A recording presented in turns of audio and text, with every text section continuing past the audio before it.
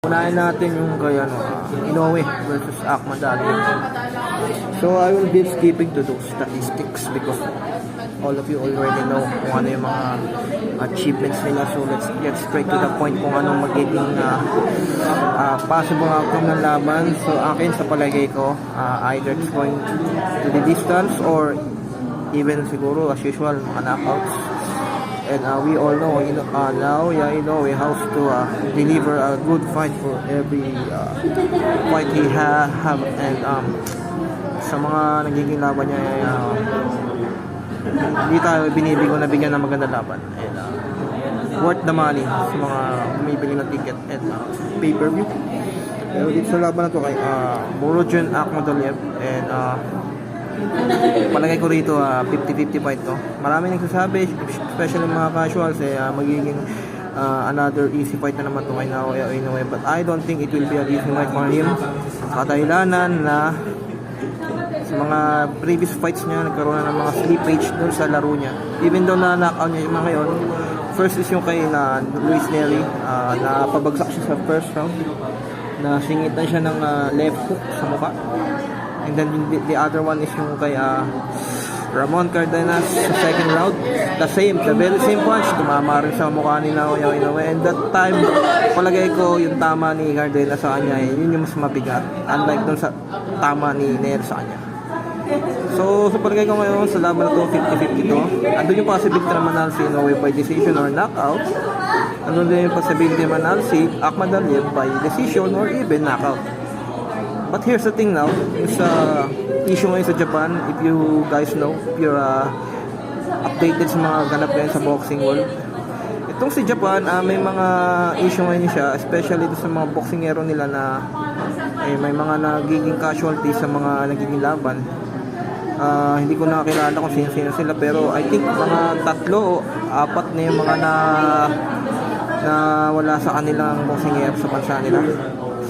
So itong si Japan Boxing Commission parang nagkaroon ng notice na kapag walang nangyaring improvement sa mga magiging upcoming fights sa Japan, possibly yung mismong sport na boxing matotal ban na sa Japan. Ito pa, naging 50-50 fight to dahil na rin sa ganong ganap. Si Inoue, I think nasa kanya na yung pressure kasi nga ang laban is mangyayari sa Japan. So, crucial na magiging factor dito sa laban niya kay Akhmadaliev is yung magiging referee ng laban.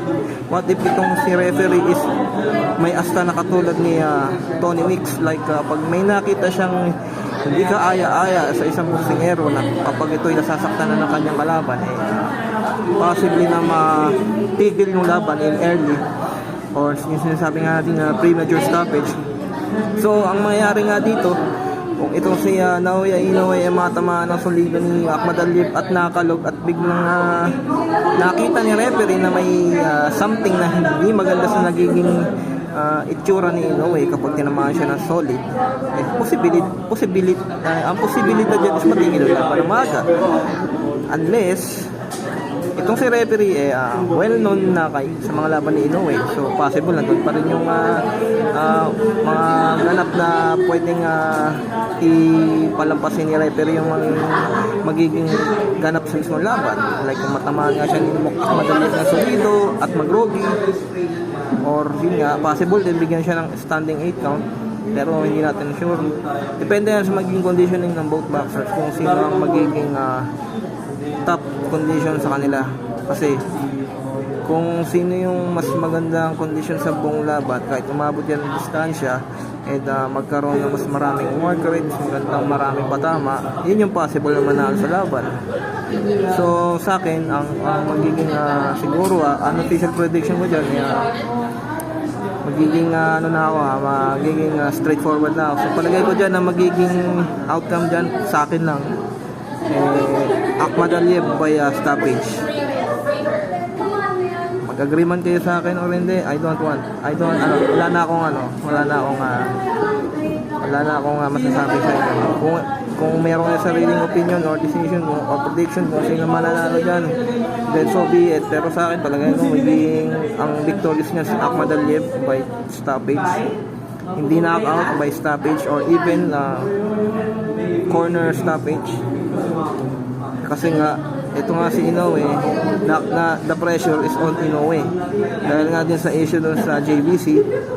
And, possibly rin na i-exploit na nung camp Ahmad Aliyev yung mga naging previous fights ni Inoue na twice lang bumagsak sa laban. Ito pang kaso dyan. Si Joel Diaz, siya yung ngayon na humahawak kay Ahmad Aliyev, which is humawak din noon sa boksingero si Ramon Cardenas. So, nandun pa rin siguro yung game plan, magkakaroon ng konting revisions, and syempre magkaibang boksingero si Cardenas kasi Ahmad Aliyev. So, I think mas fundamentally wise itong si Ahmad Aliyev since meron siyang Olympic background. So, I think itong isa pang magiging advantage ni Ahmad Aliyev dito is ang hahawak nga sa kanya is si Joel Diaz, which is who is humawak din kay Cardenas noon sa naging laban ni Inoue. Tinapos lang si Cardenas that time, pero I think itong kay Ahmad Aliyev, kung di man kakapusin, yun nga, high chance sa manalo siya. Kung hindi man sa stoppage, possibly sa razor thin decision, sa doon na rin yung given na nandun nga yung laban sa bansa ni Inoue in Japan. So yun lang sa akin. Pero nandun pa rin yung possibility na manalo si Inoue as usual. Inoue. Pero let's see. Ahmad Aliyev by stoppage. Okay. Next, ito pa. So